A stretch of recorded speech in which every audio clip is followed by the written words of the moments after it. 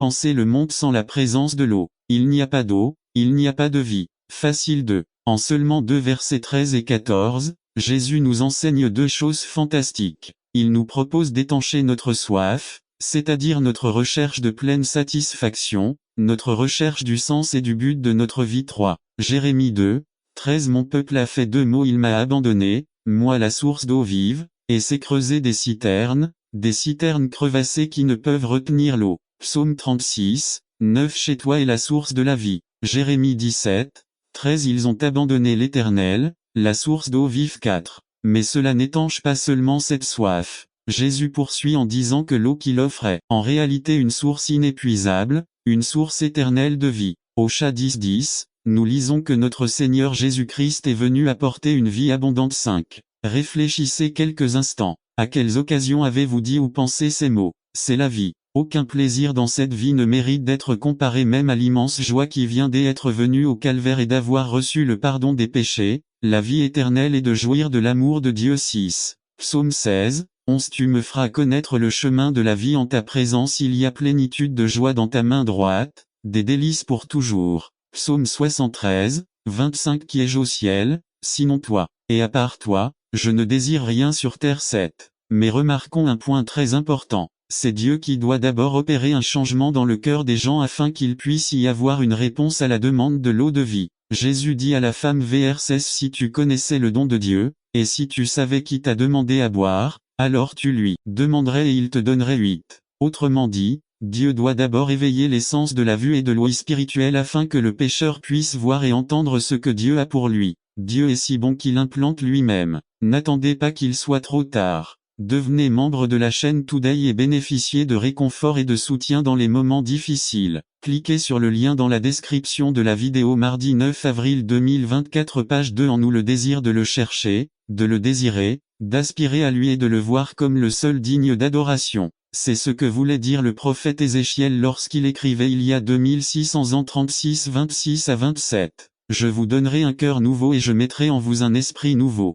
Je t'ôterai le cœur de pierre et je te donnerai un cœur de chair. 27. Je mettrai mon esprit en toi, et je te ferai marcher selon mes statuts, garder mes commandements et les mettre en pratique. Des applications. 1. Pensez à quelles sont vos citernes brisées dans lesquelles vous ne trouvez pas pleine satisfaction. Quels sont les puits vides et secs dans lesquels vous pensez trouver satisfaction, où vous pensez pouvoir étancher la soif de votre âme, dans le sexe, dans le travail, dans les possessions, dans vos propriétés, dans vos enfants, dans votre femme, chez les gens de cette vie. Nous pouvons nous éloigner de la foi. C'est le principal danger. Notre envie d'en avoir toujours plus. N'attendez pas qu'il soit trop tard. Devenez membre de la chaîne Today et bénéficiez de réconfort et de soutien dans les moments difficiles. Cliquez sur le lien dans la description de la vidéo. Mardi 9 avril 2024, page 3. Cela nous éloigne de la recherche des choses d'en haut, cela nous éloigne de la recherche du royaume de Dieu, de sa justice et de l'accomplissement de sa volonté. Nous sommes comme des moutons, nous nous égarons facilement.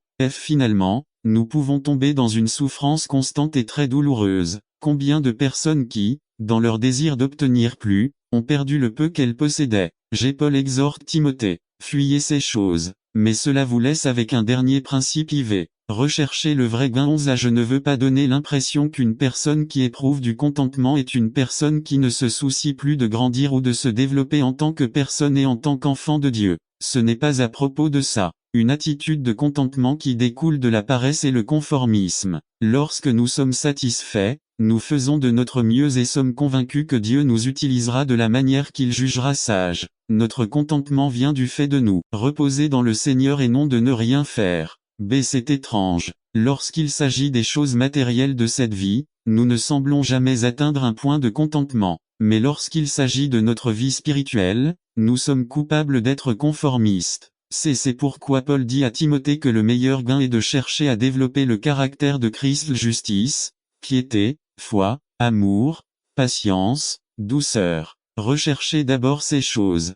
Faisons ces 2 choses: développer le contentement et combattre le conformisme. Conclusion à la publicité de Mastercard Pizza, $1200 location de table et chaises, 150 gâteaux, 400. Profitez de votre anniversaire avec vos amis, cela n'a pas de prix. Il y a des choses dans la vie que l'argent ne peut pas acheter. Pour tout le reste il y a le contentement et la piété. Regardez l'éternité, Vivez simplement, soyez vigilants et recherchez la piété. Cela constitue un homme ou une femme de Dieu. N'attendez pas qu'il soit trop tard. Devenez membre de la chaîne Today et bénéficiez de réconfort et de soutien dans les moments difficiles. Cliquez sur le lien dans la description de la vidéo. Mardi 9 avril 2024 page 4 Serviteurs des nécessistes résumé. Notre devoir en tant que chrétiens consiste également à subvenir aux besoins spirituels et matériels de ceux qui en ont le plus besoin. Par Félix Ramirez appelé à servir les nécessistes Matthieu 25 31 à 46 Introduction.